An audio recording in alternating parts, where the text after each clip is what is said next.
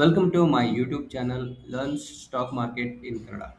ಸ್ನೇಹಿತರೆ, ನಿನ್ನೆ ದಿನ ನಾವು ಸ್ಟಾಕ್ ಮಾರ್ಕೆಟ್ ಅಂದ್ರೆ ಏನು, ಸ್ಟಾಕ್ ಮಾರ್ಕೆಟಲ್ಲಿ ಏನೆಲ್ಲ ಬಿಕರಿ ಆಗುತ್ತೆ, ಡಿಜಿಟಲ್ ಫಾರ್ಮ್ಯಾಟ್ ಅಂದ್ರೇನು, ಫಿಸಿಕಲ್ ಫಾರ್ಮ್ಯಾಟ್ ಅಂದ್ರೇನು, ಸ್ಟಾಕ್ ಎಕ್ಸ್ಚೇಂಜಸ್ ಅಂದರೆ ಏನು, ಡಿಮ್ಯಾಟ್ ಅಕೌಂಟ್ ಅಂದ್ರೆ ಏನು, ಇನ್ವೆಸ್ಟ್ಮೆಂಟ್ ಎಷ್ಟು ಮಾಡಬೇಕು, ಪ್ರಾಫಿಟ್ ಹೇಗಾಗುತ್ತೆ ಸ್ಟಾಕ್ ಮಾರ್ಕೆಟಲ್ಲಿ ಅಂತ ತಿಳ್ಕೊಂಡ್ವಿ.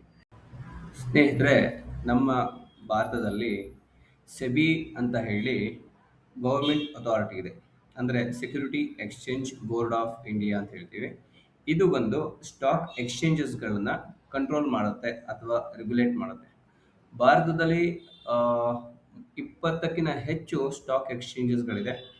ಪ್ರಮುಖವಾಗಿ NSE ಮತ್ತು BSE, ಈ ಎರಡು ಸ್ಟಾಕ್ ಎಕ್ಸ್ಚೇಂಜ್ಗಳಲ್ಲಿ ತುಂಬ ವಹಿವಾಟುಗಳು ನಡೆಯುತ್ತೆ. BSE ಅಂತ ಹೇಳಿದ್ರೆ ಬಾಂಬೆ ಸ್ಟಾಕ್ ಎಕ್ಸ್ಚೇಂಜ್.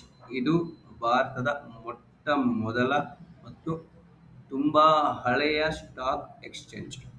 ಇಲ್ಲಿ 30 ಕಂಪ್ನೀಸ್ಗಳು ಇಂಡೆಕ್ಸೇಷನ್ ಆಗಿರುತ್ತೆ. ಮತ್ತು NSE ಅಂದರೆ ನ್ಯಾಷನಲ್ ಸ್ಟಾಕ್ ಎಕ್ಸ್ಚೇಂಜ್, ಭಾರತದ ಅತಿ ದೊಡ್ಡ ಸ್ಟಾಕ್ ಎಕ್ಸ್ಚೇಂಜ್. NSEನ ನಾವು ನಿಫ್ಟಿ ಅಂತ ಹೇಳ್ತೀವಿ, BSEನ ಸೆನ್ಸೆಕ್ಸ್ ಅಂತ ಹೇಳ್ತೀವಿ. ಸ್ಟಾಕ್ ಮಾರ್ಕೆಟ್ ಪ್ರತಿದಿನ ಬೆಳಗ್ಗೆ 9 ಗಂಟೆಗೆ ಓಪನ್ ಆಗುತ್ತೆ. ನಮಗೆಲ್ಲರಿಗೂ ಅಕ್ಸೆಸಿಬಿಲಿಟಿ 9:15 ಇರುತ್ತೆ. 9 ಗಂಟೆಯಿಂದ 9:15ವರೆಗೆ ಇನ್ಸ್ಟಿಟ್ಯೂಷನ್ಸ್ಗಳಿಗೆ ಓಪನ್ ಇರುತ್ತೆ. ಮತ್ತು ಇದು 3:00ವರೆಗೆ ಎಂಡ್ ಆಗುತ್ತೆ. ಗೌರ್ಮೆಂಟ್ ಹಾಲಿಡೇಸ್ ಇರೋದಿಲ್ಲ, ಸಾಟರ್ಡೇಸ್ ಇರೋದಿಲ್ಲ, ಸಂಡೇಸ್ ಇರೋದಿಲ್ಲ. ಕೆಲವು ಸ್ಪೆಷಲ್ ದಿನಗಳಲ್ಲಿ ಮಾತ್ರ ಸ್ಟಾಕ್ ಮಾರ್ಕೆಟ್ ಕೆಲವು ಟೈಮ್ ಓಪನ್ ಇರುತ್ತೆ. ಎಕ್ಸಾಂಪಲ್, ಬಜೆಟ್ ದಿನ ಓಪನ್ ಇರುತ್ತೆ. ಸ್ನೇಹಿತರೆ, ನಿಮಗೆ ಇದೊಂದು ಹೇಳೋಕ್ಕೆ ಇಷ್ಟಪಡ್ತೀನಿ. ಜಗತ್ತಿನಲ್ಲಿ ಅತಿ ದೊಡ್ಡ ಶ್ರೀಮಂತರಾದ ಇಲಾನ್ ಮಸ್ಕ್, ರಿಲಯನ್ಸ್ ಅಂಬಾನಿಯವರು, ಅದಾನಿಯವರು, ಇವರೆಲ್ಲರೂ ಸ್ಟಾಕ್ ಮಾರ್ಕೆಟಲ್ಲಿ ಇನ್ವೆಸ್ಟ್ಮೆಂಟ್ ಇರೋದ್ರಿಂದನೇ ಶ್ರೀಮಂತರಾಗಿರೋದು. ಓಕೆ, ಈಗ ನೋಡೋಣ ಸ್ಟಾಕ್ ಮಾರ್ಕೆಟಲ್ಲಿ ಯಾರೆಲ್ಲ ಇನ್ವೆಸ್ಟ್ಮೆಂಟ್ ಮಾಡ್ತಾರೆ ಅಂತ ಹೇಳಿ.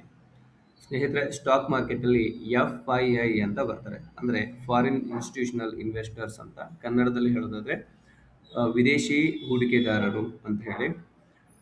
ಡೊಮೆಸ್ಟಿಕ್ ಇನ್ಸ್ಟಿಟ್ಯೂಷನ್ಸ್ ಅಂತ ಬರ್ತಾರೆ, ಅಂದರೆ ಸ್ಥಳೀಯವಾಗಿ ಇರುವಂತಹ ಹೂಡಿಕೆದಾರರು. ಮತ್ತು ರಿಟೇಲರ್ಸ್ ಅಂತ ಬರ್ತಾರೆ. ರಿಟೇಲರ್ಸ್ ಅಂತ ಹೇಳಿದ್ರೆ ಸಾಧಾರಣವಾಗಿ ನಾವು, ನೀವು, ಜನಗಳು ಎಲ್ಲರೂ ಇನ್ವೆಸ್ಟ್ಮೆಂಟ್ ಮಾಡೋರು.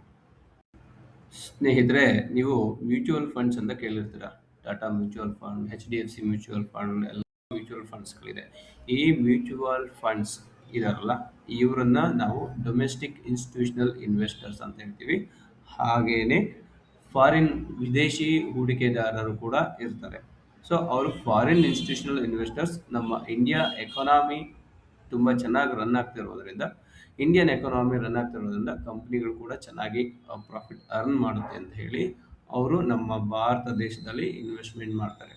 ಇನ್ನು ರಿಟೇಲ್ ಸೆಗ್ಮೆಂಟ್ಗೆ ಅಂತ ಬಂದರೆ, ಸಾಮಾನ್ಯ ಜನಗಳು, ನಾವು, ನೀವು, ಇವರು ನಾವೆಲ್ಲರೂ ಸೇರಿ ರಿಟೇಲರ್ಸ್ ಅಂತ ಹೇಳ್ಬೋದು. ಸ್ನೇಹಿತರೆ, ನಿಮ್ಗೊಂದು ಡೌಟ್ ಇರುತ್ತೆ, ಯಾಕೆ ಶೇರ್ ಮಾರ್ಕೆಟ್ ಅಂತ ಅಲ್ವಾ? ಸೊ ಒಂದು ಎಕ್ಸಾಂಪಲ್ ಕೊಡ್ತೀನಿ ನೋಡಿ. ಫಸ್ಟು ಒಂದು ಸಣ್ಣ ವ್ಯಾಪಾರಿ ಇರ್ತಾನೆ, ಅವನೊಂದು ವ್ಯಾಪಾರ ಶುರು ಮಾಡ್ತಾನೆ. ಅವನ ಪ್ರಾಡಕ್ಟ್ಗೆ ತುಂಬ ಡಿಮ್ಯಾಂಡ್ ಬರುತ್ತೆ. ಸೊ ಡಿಮ್ಯಾಂಡ್ ಬಂದಾಗ ಏನು ಮಾಡ್ತಾನೆ ಅಂದರೆ, ಅವನಿಗೆ ಮತ್ತೆ ಇನ್ನೊಂದು ಸ್ವಲ್ಪ ಒಂದು ಬಿಸ್ನೆಸ್ ಎಕ್ಸ್ಪ್ಯಾಂಡ್ ಮಾಡಬೇಕಾಗಿರುತ್ತೆ. ಇನ್ನೊಂದು 4 ಜನ ಸೇರ್ಕೊಂಡು ಒಂದು ಪಾರ್ಟ್ನರ್ಶಿಪ್ ಫಾರ್ಮ್ ಮಾಡ್ತಾರೆ. ಆ ನಂತರದಲ್ಲಿ ಮತ್ತೆ ಅವನ ಬಿಸ್ನೆಸ್ ತುಂಬ ಚೆನ್ನಾಗಿ ನಡೆಯುತ್ತೆ.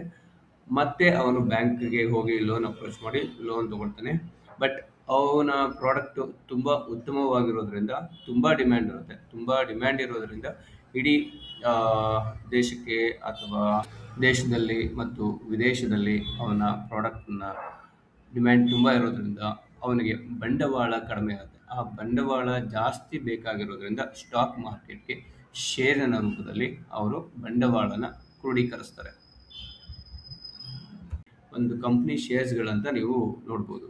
ಇಲ್ಲಿ ನೀವು ನೋಡ್ಬೋದು, ತುಂಬ ಕಂಪ್ನಿ ಒಳ್ಳೊಳ್ಳೆ ಶೇರ್ಸ್ಗಳು ಅವೈಲಬಲ್ ಇದೆ. ಎಕ್ಸಾಂಪಲ್, ಟಾಟಾ ಕಂಪ್ನಿ ಇದೆ, ಬಜಾಜ್ ಕಂಪ್ನಿ ಇದೆ, TVS ಕಂಪ್ನಿ ಇದೆ, ಇನ್ಫೋಸಿಸ್ ಇದೆ, ವಿಪ್ರೋ ಇದೆ, SBI ಬ್ಯಾಂಕ್ ಇದೆ, ಕೆನರಾ ಬ್ಯಾಂಕ್ ಇದೆ, ಆಕ್ಸಿಸ್ ಬ್ಯಾಂಕ್ ಇದೆ, HDFC ಬ್ಯಾಂಕ್ ಇದೆ, ICICI ಬ್ಯಾಂಕ್ ಇದೆ, BEL ಇದೆ, ಹೀಗೆ ತುಂಬಾನೇ ಕಂಪ್ನಿಗಳಿದೆ.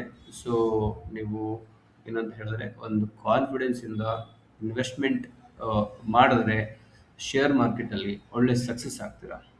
ಕೊಟ್ಟಿರೋ ಮಾಹಿತಿ ನಿಮಗೆ ಇಷ್ಟ ಆಗಿದ್ರೆ ಲೈಕ್ ಮಾಡಿ, ಶೇರ್ ಮಾಡಿ, ಹಾಗೆ ಸಬ್ಸ್ಕ್ರೈಬ್ ಮಾಡಿ.